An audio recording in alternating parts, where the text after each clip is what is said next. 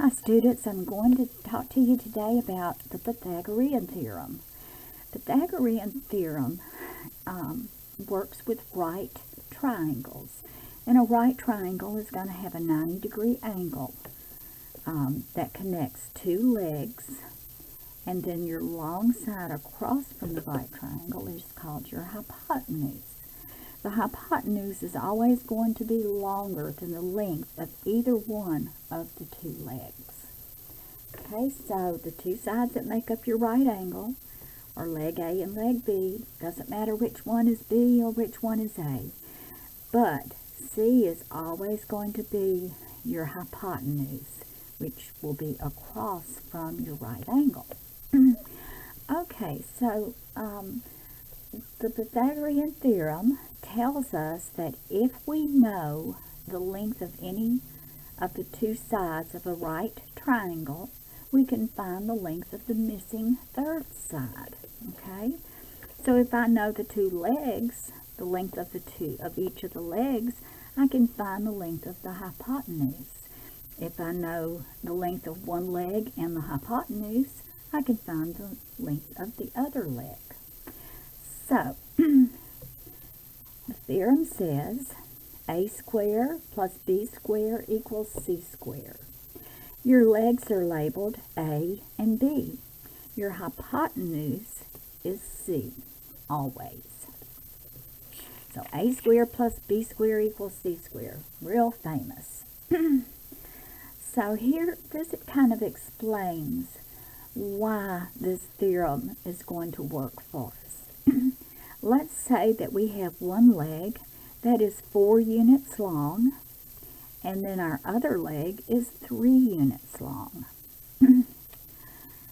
Our hypotenuse is 5 units long. So we have 3, 4, 5. Okay? Of course, the hypotenuse is longer than either of the two legs. So let's say leg A is 4, leg B is 3, hypotenuse C is 5. Okay? A squared, 4 squared, plus 3 squared, B squared, 3 squared, and 5 squared. Well, 4 squared is 16.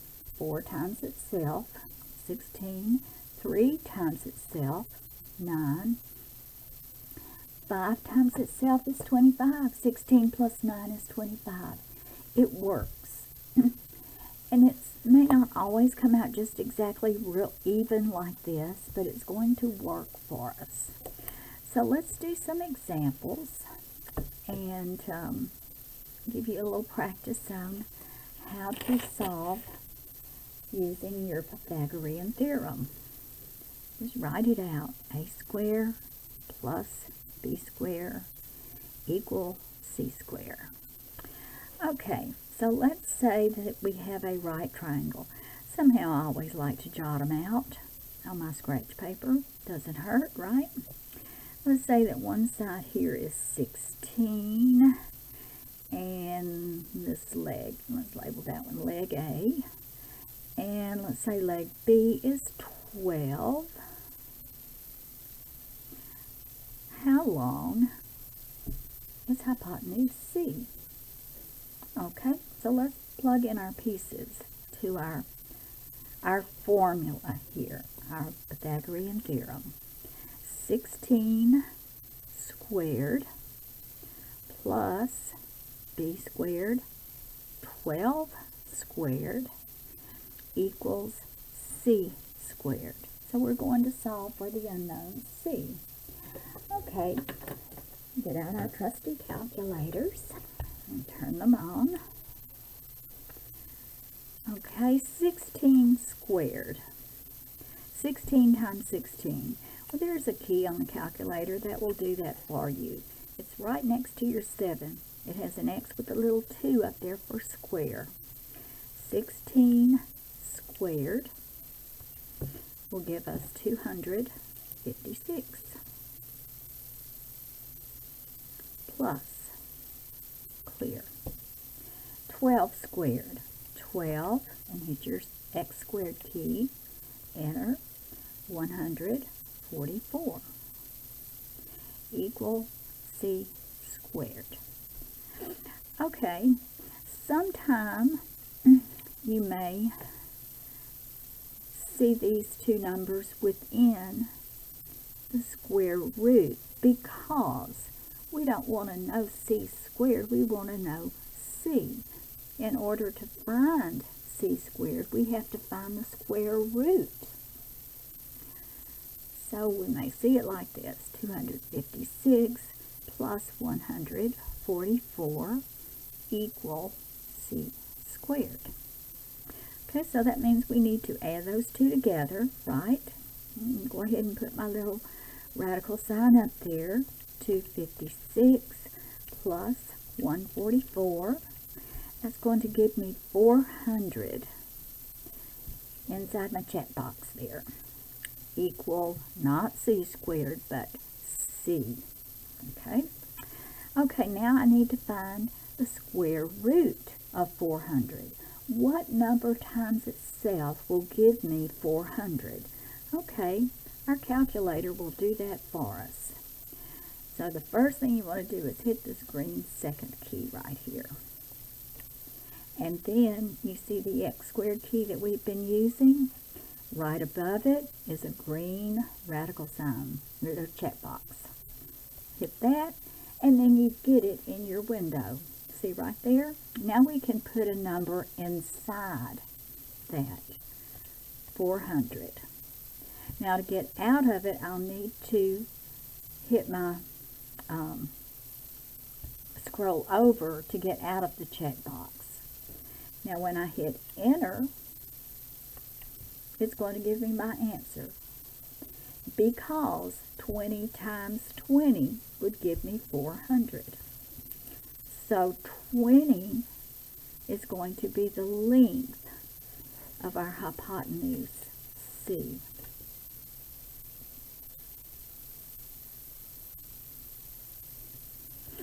All right, now let's do one where we need to find the length of one of our legs. Once again, I write my formula, my Pythagorean theorem. A squared plus b squared equals c squared. Okay, I'm going to go ahead and draw my little triangle out here. And let's say that one leg measures 5. Let's just go ahead and call that leg B. Leg A, I don't know. But my hypotenuse, I'm going to call it hippo, is 13. Okay? So I know 2 out of the 3 pieces. If I know 2 out of 3, I can find that missing third. Okay, so leg A, I don't know. So I'm going to put a squared. Plus B is 5, so I'm going to put 5 squared. Equals C is 13. So I will put 13 squared.